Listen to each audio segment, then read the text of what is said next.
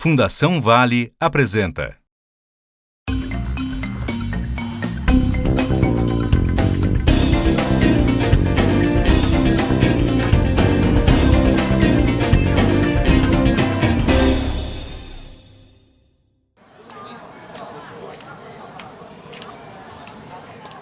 O homem brasileiro, homem popular brasileiro, só gradualmente vem aprendendo a usar a linguagem dos direitos. Historicamente, a linguagem que funcionava era a linguagem do favor, né? Ele não se colocava como um sujeito de direitos, ele se colocava como um pedinte, né? Em face do poder público, em face das autoridades políticas de uma maneira geral, né? E ele notava que a linguagem do favor funcionava, né? Muito melhor do que a linguagem dos direitos. Eu diria que hoje a gente vive, felizmente, né, uma vitória da linguagem dos direitos. Existem instrumentos previstos tanto na Constituição brasileira quanto no Estatuto da Cidade que garantem a participação dos cidadãos, dos moradores, das moradoras nos processos decisórios relativos às cidades. Quais são esses instrumentos? Nós temos a iniciativa popular de lei, ou seja, os cidadãos podem se juntar e elaborar um projeto de lei apresentado na Câmara. Nós temos o referendo e o plebiscito, que também são instrumentos que estão garantidos na Constituição brasileira. Mas nós temos um quarto instrumento que, a meu ver, ele é o que tem maior potencialidade de transformação, que é a participação das associações, das organizações sociais no processo decisório. Seja através de fóruns, conselhos existentes na cidade, seja através da sua mobilização e manifestação no espaço público. E acabou com muita briga, cobrança nossa, acabou de pagar os 2 meses de salário atrasado dos trabalhadores. A população pode interferir nos processos de transformação urbana de várias maneiras. Uma delas é escolhendo bem os seus representantes, quer seja nas assembleias legislativas, mas também no governo federal, através dos seus deputados, mas especialmente os vereadores e prefeitos, porque os municípios aqui no Brasil têm uma grande autonomia para legislar e decidir sobre o problema do desenvolvimento urbano. Esse é um primeiro nível. O outro nível, outros níveis, é a participação popular, porque muitas das decisões de desenvolvimento urbano passam por audiências públicas, consultas à população. Então, participar dessas audiências públicas é muito importante. O Estatuto da Cidade ele já determinou que todo plano urbanístico, e em especial o plano diretor, precisa ter participação da sociedade. Agora, em São Paulo, nós tivemos um processo muito intenso, né? Foram feitas mais de 50 audiências públicas, só na etapa da Câmara, foram 62 audiências públicas só na etapa do Legislativo, né? Tinham sido feitas muitas oficinas, audiências públicas no Executivo. O projeto chegou na Câmara em setembro de 2013, ficou 9 meses, nesses 9 meses foram feitas inúmeras audiências públicas, consulta pública aberta na internet, debate com grupos específicos. Em suma, a participação da sociedade foi importante e ela levou propostas, suas propostas, boa parte delas foram incorporadas no texto, né? Ou seja, se conseguiu construir de maneira coletiva e pública o processo. E o que é muito importante também, a transparência. O plano diretor, né, passou a ser uma ferramenta importante na luta dos movimentos, porque a gente compreendeu que é preciso demarcar a cidade, é preciso deixar na cidade espaços para todas as atividades que interessam a maioria da população. E o planejamento, portanto, dessa maneira não pode ser feito, com esse objetivo, não pode ser feito em gabinete, não pode ser feito por interesses pequenos, né, interesses de pequenos grupos, mas interesses da grande maioria. Então, a luta por participação não é simplesmente uma luta de forma, é para influenciar efetivamente nos conteúdos dos planos. A partir do plano diretor, todo mundo percebeu a importância da organização popular, né? Então, se criaram novas associações, e até porque era essa a ideia mesmo, né? Não aquela coisa mais individual, eu venho aqui na prefeitura para cobrar a parceria para fazer uma festa lá na minha comunidade, né? Tipo, a consciência já começou a mudar. Não, agora a associação é que vem cobrar, mas tem que ser algo coletivo, algo que vai melhorar o conjunto. Essa inversão, digamos assim, até das prioridades do que seriam feitos, mas a partir da mobilização popular. O papel da sociedade, ele é fundamental, porque o planejamento urbano, ele tem a ver com o interesse dos cidadãos em relação ao que eles querem, né, da sua cidade. A cidade tem interesses de toda ordem, mas o que é fundamental? É fundamental que o cidadão ele conheça e tenha as informações sobre qual o impacto das regras de planejamento urbano na sua qualidade de vida, né? Então, uma questão interessante que no Brasil teve uma grande, digamos assim, propaganda e aceitabilidade foi o orçamento participativo. O orçamento participativo, né, no município é essa discussão com a sociedade, né, com o poder público, né, onde a sociedade ela participa, né, desse processo, discutindo qual é a prioridade e o que vai ser melhor para o município, né? Então, aqui no município de Belterra, a gente tem discutido, né, dentro do conselho essas prioridades e tem se destinado, né, qual é a melhor aplicação do recurso para o município. Tem distrito que, por exemplo, escolheu prioridade melhorar a agricultura, né, novas máquinas, investimento mais forte na agricultura. Tem distrito que diz, não, a gente quer construção de escola, a gente quer o posto de saúde, agora a nossa prioridade é essa, né?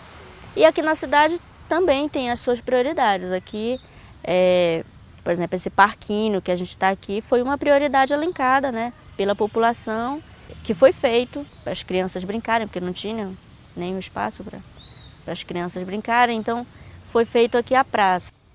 Um dos exemplos, né, de ações discutidas dentro do Conselho da Cidadania de Belterra, né, é a construção da escola, né, onde o recurso ele veio destinado para o município e o Conselho reuniu com toda a sociedade, foi discutido aonde seria a aplicação, de que forma seria melhor, né, até mesmo discutindo o local de construção. Então, a sociedade, junto com o governo, discutiram e chegaram a um consenso para que se pudesse construir a escola no município. As associações de moradores no Rio de Janeiro, na periferia da cidade do Rio de Janeiro, na Baixada Fluminense, têm uma longa história de lutas, tem uma longa história de conquistas. Quer dizer, eu diria que isso não se restringe ao Rio de Janeiro, mas faz parte da luta de diversas cidades no Brasil. A Associação de Moradores do Bengui, desde a década de 80, sempre lutou por moradia digna. Então, esse processo vem se intensificando cada vez mais e a partir de 2008 a gente iniciou um novo ciclo de luta pela regularização fundiária e pela habitação, pela moradia digna. Foi através deles que descobriram muitas coisas que a gente não sabia, né? E que dá mais segurança para a gente, porque é lá que a gente se reúne. Volta e meia eles estão chamando as pessoas para reunião, para informar como anda o andamento do processo, né? E se não fosse eles, dificilmente a gente ia saber. Tem um esforço muito grande para ajudar os moradores daqui do Bengui, da invasão.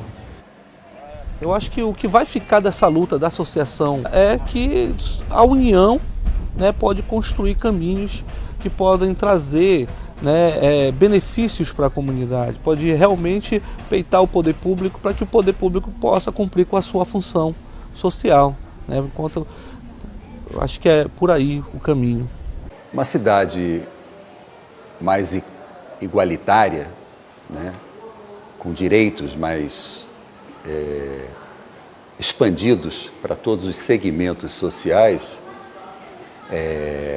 só pode ser resultado de conquistas e não de dádivas de um ou outro governo, né?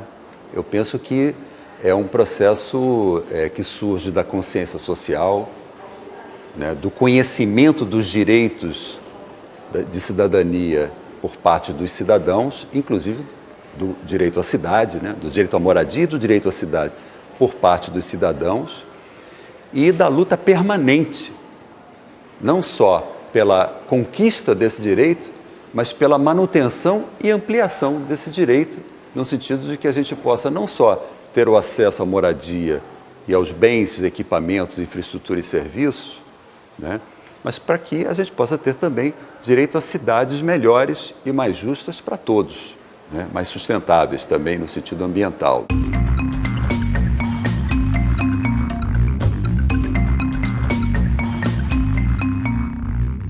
A elaboração do Plano Municipal de Saneamento Básico de Tucumã foi feita de forma participativa, onde população, os habitantes e o poder público participaram de todas as etapas de elaboração. Foram oficinas, foram reuniões no meio da rua, em colégios, centros comunitários e igreja. E essas reuniões, a população falava o que queria, falava o que pensava do saneamento, quais eram as suas dificuldades que eles enfrentavam no cotidiano. Falavam da água, do esgoto, do lixo, da coleta.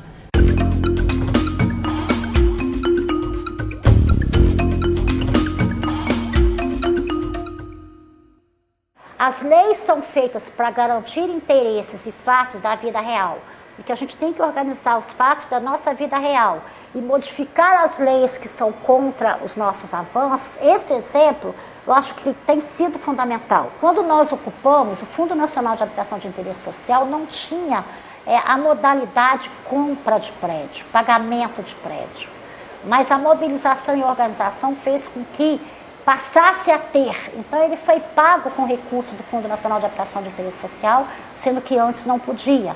Depois, para requalificar imóvel ocupado, né, que é mudança de uso de um imóvel que foi ocupado. Também a legislação não podia, pela legislação do Minha Casa Minha Vida, não podia. Então a nossa organização, a nossa pressão, a nossa reflexão conseguiu mudar a legislação.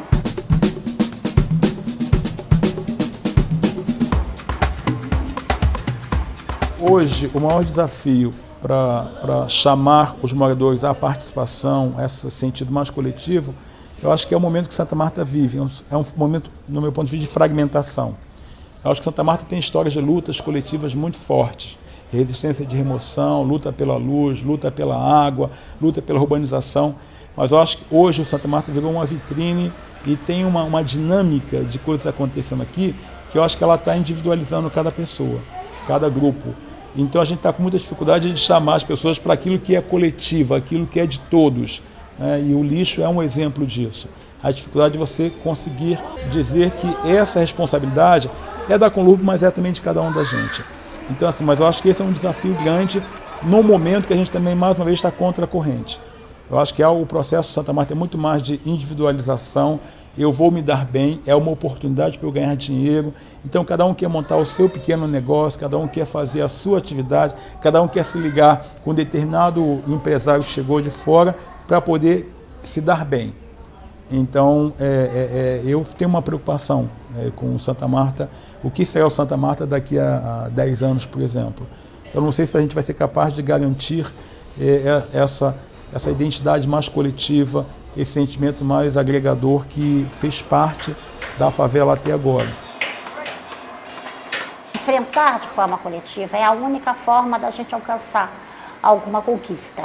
Porque individualmente a gente já está lutando por aí, né, sozinho, e o resultado é a vida que a classe trabalhadora leva. Mas é preciso ter presente que o que está ruim pode piorar. E que para melhorar será necessário um esforço. Um esforço participativo. E esse esforço virá de quem tem mais carência. Essa é a condição humana. Não é? Os que estão bem, não é? Podem até fazer o discurso de que tem que mudar. Mas para ele está bem, ele não vai se mexer muito. Não é? Ele faz o discurso, mas não se mexe.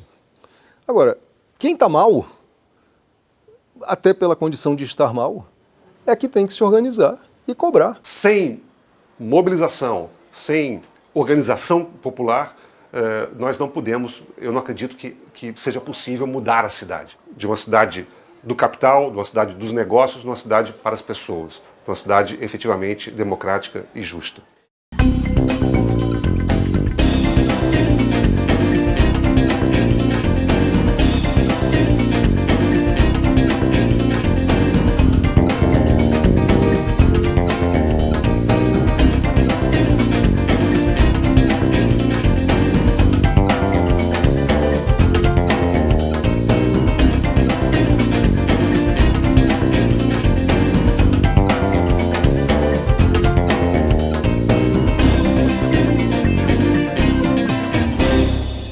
Oferecimento Fundação Vale.